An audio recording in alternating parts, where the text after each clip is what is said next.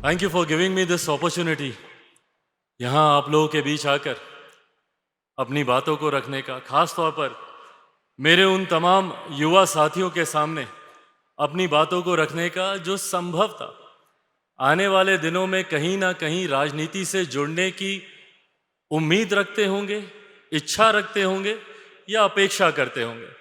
आज जब यहाँ आप लोगों के बीच मौजूद हूँ, मैं भी अपने आप को आपके साथ जोड़कर देख सकता हूँ। एक समय ऐसा था मेरे जीवन में जब मैं राजनीति में नहीं था, जैसा अभी इस फिल्म में भी आप लोगों ने देखा ही होगा, एवी में दिखाया गया, मूवीज में था, दूसरे क्षेत्र में था, काम कर रहा था।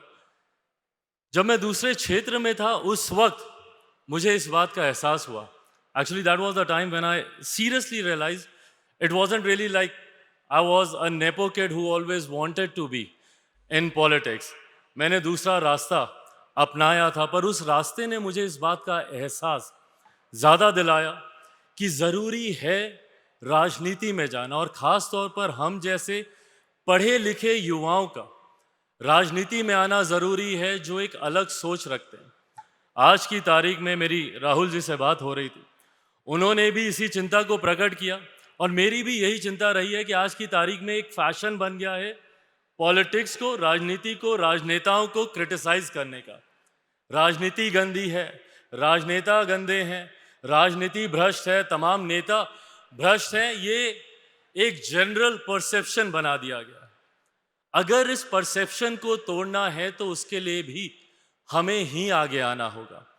आज जब मुझे ये मौका मिला है मेरे तमाम युवा साथियों के सामने अपनी बातों को रखने का, तो यह आग्रह आप लोगों से ज़रूर कर जाऊंगा। कहा जाता है ना, be the change that you want to see. उस बदलाव को जिसको आप देखना चाहते हैं, उसके लिए खुद आपको अपना योगदान देने की ज़रूरत है। मेरे लिए भी बहुत आसान रहता पेरीफेरी पे खड़े होकर, मैं भी दिन रात कोसता। मैं बिहार से आता हूँ, बिहारी हूँ, बिहारी होने के नाते मेरे लिए ये और ज़्यादा बड़ा प्रश्न चिन्ह था, क्योंकि बिहार की राजनीति कहीं ना कहीं देश की राजनीति का केंद्र रही है। बिहार एक ऐसा प्रदेश है जहाँ पे बच्चा जन्म बाद में लेता है और उसका एसोसिएशन किसी ना किसी राजनीतिक दल के साथ पहले हो जाता है। इतने ज़्यादा राजनीति से जुड़े हुए लोग बिहार के लिए हैं, तो मेरे लिए एक और बड़ी जिम्मेदारी थी कि मैं अपने आप को किस तरीके से राजनीति के साथ मैं जोड़ूं। उस वक्त मैंने ये फैसला लिया कि भाई, अगर राजनीति को कोसा जाता है, राजनीति के बारे में अपशब्द कहे जाते हैं, तो क्यों नहीं उसका हिस्सा बनकर हम लोग उसको सुधार सकते हैं। आज आप लोग के बीच भी यही आग्रह करने आया हूँ। जब तक राजनीति में नई सोच नहीं आएगी, जब तक राजनीति में युवा जोश नहीं आएगा और जब तक राजनीति में पढ़े लिखे लोग नहीं आएंगे, मुझे इस बात की शिकायत रही है, जो कि आम जनता की भी रहती है, कि भैया अगर अलग अलग व्यवसाय के लिए एक बेसिक मापदंड होता है शिक्षा का, तो राजनीति में ये क्यों नहीं है? राजनीति में क्यों नहीं एक बेसिक मापदंड हो कि भैया कम से कम आप इतने शिक्षित होने चाहिए, इतने एलिजिबल होने चाहिए कि आप राजनीति के क्षेत्र में आ सकें, जो कि आज तक नहीं है इसमें। पर ज़रूरत है ऐसे लोगों को आने की जो कि जानकार हों, और उन लोगों को आने की जो जात पात धर्म मजहब से उठकर एक नई सोच रखते हैं। मैं जिस राज्य से आता हूँ, बिहार की राजनीति कहीं ना कहीं जात पात धर्म मजहब पर पूर्णतः आधारित रहती है, और मुझे इस बात की तकलीफ रही है कि भैया आज की तारीख में जब हम लोग 21वीं सदी में हैं, देश चांद की क्या सूरज की बात कर रहा है।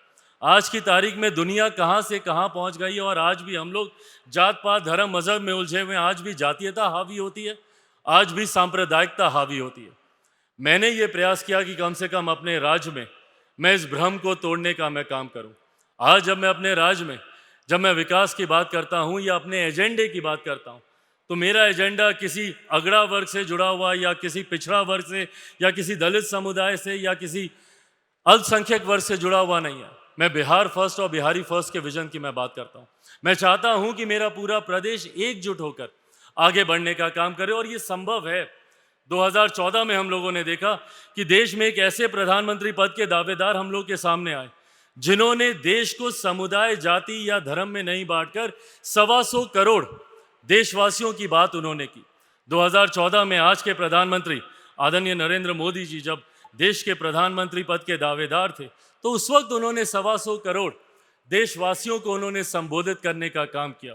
और यही कारण है कि उस वक्त जात पात धर्म मजहब की कई बेड़ियां टूटी हुई, कई लोगों ने जात पात धर्म मजहब से उठकर हमारे प्रधानमंत्री जी का समर्थन करने का उन्होंने काम किया। आज भी ज़रूरत है ऐसी ही सोच की। अगर हम लोग सही मायनों में एक विकसित देश के निर्माण की कल्पना करते हैं तो ज़रूरत है समाज के हर उस व्यक्ति का हाथ पकड़कर उसको मुख्य धारा के साथ जोड़ने की, जो आज की तारीख में भी पंक्ति पर, अंतिम पायदान पर बैठा है।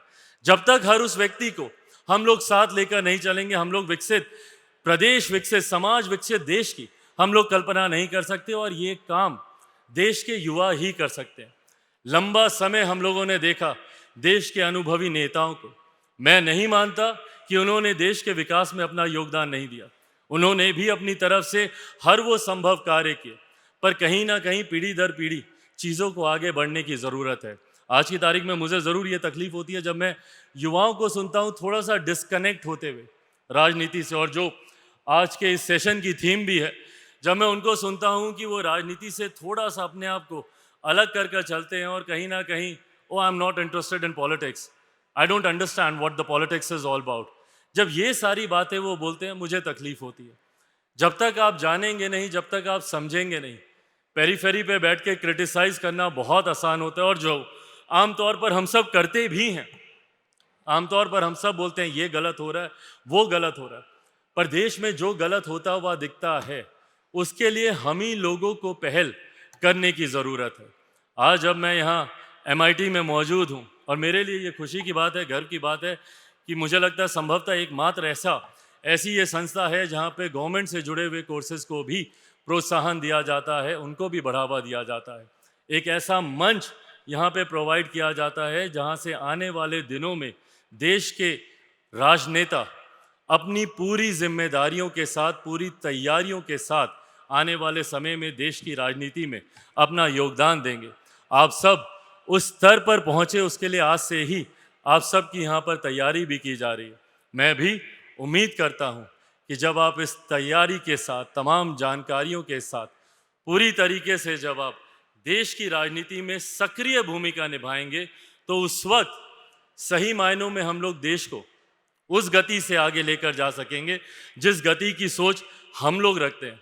भाई, मैं भी जब बच्चा था या कॉलेज में था या आप लोगों की उम्र का था, नॉट दैट मैं अभी आप लोगों से बहुत ज़्यादा उम्र का हूँ, बट हाँ, आप लोगों से कुछ साल ज़रूर बड़ा हूँ। बट जब आप लोगों की उम्र का था, कॉलेज में पढ़ता था, मेरे भी मन में ख्याल आते थे कि भैया देशों विदेशों में हम लोग जाते हैं, क्यों नहीं भारत विदेश जैसा दिखता, क्यों नहीं हमारे यहाँ भी बुलेट ट्रेन्स आती हैं, क्यों नहीं हमारे यहाँ भी विकास के नए नए मापदंड तय किए जाते हैं। पर उसके लिए उस सोच का होना ज़रूरी है। अगर वो सोच ही नहीं होगी, आज की तारीख में अगर हम लोग बुलेट ट्रेन्स की बात तो कर रहे हैं, कम से कम आज नहीं तो कल हम लोग वहाँ तक पहुँचेंगे भी, उस लक्ष्य को पूरा करेंगे। विदेशों में जाकर हम लोग उसकी खूबसूरती की, उसकी सफाई की हम लोग बात करते हैं। कम से कम आज ये चर्चा हो रही है कि कैसे भारत को स्वच्छ रखा जाए। इस सोच की चर्चा करना भी बहुत ज़रूरी है। पर कई बार हम लोग देखते हैं कि रूढ़िवादी राजनीति में हम लोग ये चर्चा तक नहीं करते। मेरे जितने साथी जो यहाँ पर बिहार से होंगे, वो कहीं ना कहीं अपने आप को जोड़ पाएंगे। आज भी जब हम लोग बिहार में विकास की बात करते हैं तो हम लोग की सोच सीमित होकर रह जाती है, कैसे हमारे आंगन में एक चापाकल आ जाए, या कैसे हमारे गांव में एक ट्रांसफार्मर आ जाए, या कैसे हमारे घर के सामने एक नली गली खुद जाए। ये विकास के मापदंड बिहार जैसे राज्य में बनकर रह गए। जब तक आप बिहार में IT कॉलेजेस की बात नहीं करेंगे, इंफ्रास्ट्रक्चर डेवलपमेंट की बात नहीं करेंगे। आज भी मेरे बच्चों को बिहार से कोटा जाना पड़ता है पढ़ाई के लिए। कोटा में पढ़ने वाला बिहारी, पढ़ाने वाला बिहारी, अधिकांश शैक्षिक संस्थानों के मालिक वहाँ पे बिहारी, पर व्यवस्था राजस्थानी। क्यों ये व्यवस्था बिहार में मुजफ्फरपुर में नहीं मिल सकती, भागलपुर में नहीं मिल सकती, दरभंगा में नहीं मिल सकती, पटना में नहीं मिल सकती? पर इसके लिए ये सोच का होना ज़रूरी है, और ये सोच हम युवा ही ला सकते हैं। मैं इसको बहुत विनम्रता से मानता हूँ कि जोश के साथ, नई सोच के साथ अनुभव का भी होना ज़रूरी है। ज़रूरी है उस अनुभव को हम अपने जोश के साथ मिलाकर एक सही मायनों में, सही दिशा में अपनी ऊर्जा को हम लोग इस्तेमाल करें, इस उम्मीद के साथ कि आने वाले दिनों में आप सब अपने अपने राज्यों के अलग अलग कोने में जाकर जब एक विकसित देश की बुलंदी के लिए जब आप लोग आवाज़ उठाएंगे, जब आप लोग मेहनत करेंगे, तो यकीनन हम लोग उस लक्ष्य तक पहुंचेंगे। पर उसके लिए राजनीति से जुड़े ज़रूर। अपने तमाम युवा साथियों को भी भारत की राजनीति की जानकारी दें। तकलीफ होती है मुझे कई बार जब युवाओं को ये तक पता नहीं होता कि भारतीय राजनीति का ढांचा क्या, फेडरल स्ट्रक्चर क्या होता है, संघीय ढांचा क्या है, एमएलएस की भूमिका क्या है, एमपीज की भूमिका क्या है, मुख्यमंत्री क्या है, प्रधानमंत्री का कर्तव्य क्या है। ये ऐसी बेसिक जानकारियां हैं और मैं इसी के लिए मैं धन्यवाद देता हूं कि कम से कम इन बातों को प्रोत्साहित एमआईटी के द्वारा किया जा रहा है। आप सबसे भी मैं आग्रह करता हूं, सही मायनों में तभी हम लोग युवाओं को भारत की राजनीति के साथ जोड़ सकेंगे। आज भारत एक युवा देश है, एक बड़ी आबादी है भारत में जो कि युवाओं की है।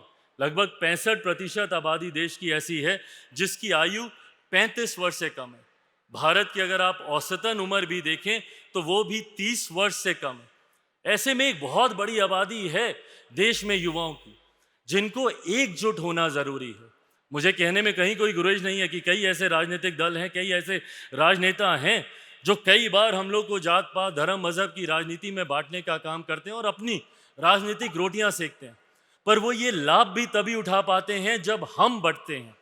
अगर हम लोग एकजुट होकर रहें, एकत्रित होकर रहें, तो दुनिया की कोई ताकत नहीं है जो हम लोगों को बांट सके, जो हम लोग को अलग कर सके। और यही युवा शक्ति है जो देश को आगे लेकर जा सकती है। मैंने कई बार सदन में इस विषय को उठाया भी है। मुझे ताज्जुब होता है कि भारत जैसा देश जो एक युवा देश है, वहाँ पे बाल आयोग है, अल्पसंख्यक आयोग है, महिला आयोग है, विभिन्न प्रकार के और आयोग हैं, अनुसूचित जाति जनजाति आयोग है। पर भारत जैसे एक युवा देश में अभी तक एक युवा आयोग नहीं है, अभी तक एक यूथ कमीशन नहीं है। कई बार मैंने भारत की संसद में भी इस आवाज़ को उठाने का मैंने कार्य किया, पर मैं जानता हूं और मैं चाहता हूं कि आने वाले दिनों में जब आप जैसे युवाओं का मुझे साथ मिलेगा, ज़रूरत है कि भैया भारत में एक राष्ट्रीय युवा आयोग का गठन हो, एक नेशनल यूथ कमीशन बनना चाहिए, क्योंकि एक बड़ी आबादी देश में युवाओं की है। एक ऐसी नोडल एजेंसी हो जहां पे युवा अपनी समस्याओं को लेकर जाएं और समाधान लेकर आए। भारत में जब हम लोग युवाओं के भविष्य की बात करते हैं, ये विडंबना है कि कहीं ना कहीं हमारी सोच सीमित होकर रह जाती है कि भैया हम कैसे डॉक्टर बने, इंजीनियर बने, आईएएस बने, आईपीएस बने। पर कई ऐसे युवा हैं जो कि इन क्षेत्रों से हटकर रुचि अलग क्षेत्रों में भी रखते हैं। कई हैं जो कला के क्षेत्र में जाकर वहाँ पर गायक बनना चाहते होंगे, निर्देशक बनना चाहते होंगे, अभिनय के क्षेत्र में जाना चाहते होंगे, संगीत के नृत्य के क्षेत्र में जाना चाहते होंगे। कई ऐसे युवा हैं जो कि खेल कूद में जाना चाहते हैं, पर उन्हें वो अवसर नहीं मिलते, उन्हें वो सुविधाएं नहीं मिलती। ऐसे में ज़रूरी है कि भारत में एक युवा आयोग हो जिसके माध्यम से युवा वहाँ पर जाएं अपनी समस्याओं के साथ और वहाँ से समाधान लेकर आएं। पर इसको इम्प्लीकेट कैसे किया जाएगा? इसको इम्प्लीकेट तभी किया जा सकता है जब एक बड़ी भागीदारी युवाओं की भारतीय राजनीति में हो, और उसकी शुरुआत ज़मीनी स्तर से होना ज़रूरी है। आज मुझे गर्व होता है यहाँ पे अधिकांश युवा अवॉर्डीज हैं जो कि भारत के देश के कोने कोने से, गांव गांव से आए हुए हैं। सरपंच हैं, विधायक हैं, कई ऐसे हैं जो कि भारत के गांव से जुड़े हुए हैं। और हकीकत है, भारत आज की भी तारीख में गांव में बसता है। ज़रूरत है वहाँ से हम लोगों की भागीदारी की, इस उम्मीद के साथ कि आने वाले दिनों में हम लोग अपनी भागीदारी को और मजबूती से और प्रमुखता से और वोकल होकर और लाउड होकर अपनी बातों को भारत के गांव से लेकर भारत की सबसे बड़ी पंचायत, देश की संसद तक हम लोग रखने का काम करेंगे। अपनी मजबूत भागीदारी को आगे लेकर आने का काम करेंगे। खुशी है मुझे कि आज की तारीख में मौके भी कई राजनीतिक दल दे रहे हैं देश के युवाओं को आगे आने का। उसका ज़्यादा से ज़्यादा लाभ हम लोग कैसे उठाएं, ये हमारे ही हाथों में है। पर इस उम्मीद के साथ कि जैसे मेरा देश एक युवा देश है, वो दिन दूर नहीं जब देश की संसद भी एक युवा संसद होगी, जहाँ पे भारी संख्या में देश के युवा, देश की युवतियाँ वहाँ पर आएंगी। इसी उम्मीद के साथ एक बार फिर से मुझे यहाँ बुलाने के लिए एमआईटी का मैं धन्यवाद करता हूँ, पूरी मैनेजमेंट का मैं धन्यवाद करता हूँ। यहाँ पे बसवा राज सर भी यहाँ पर मौजूद हैं, उनका भी मैं धन्यवाद करता हूँ। मुझे ये सौभाग्य मिला मेरे नेता, मेरे पिता आदरणीय रामविलास पासवान जी के साथ इनका पुराना संबंध रहा है, रिश्ता रहा है। मुझे ये मौका मिला कि यहाँ पर आए, शहजाद भाई यहाँ पर हैं, पुराने मित्र, साथी मेरे, और तमाम अवॉर्डीज़ को मैं धन्यवाद करता हूँ जिनको अपने अपने क्षेत्र में विशेष योगदान के लिए आप सबको अवार्ड्स दिए गए। ढेर सारी बधाई, बहुत बहुत शुभकामनाएं, और एक बार फिर से मुझे यहाँ बुलाने के लिए, आमंत्रित करने के लिए बहुत बहुत धन्यवाद। जय हिंद।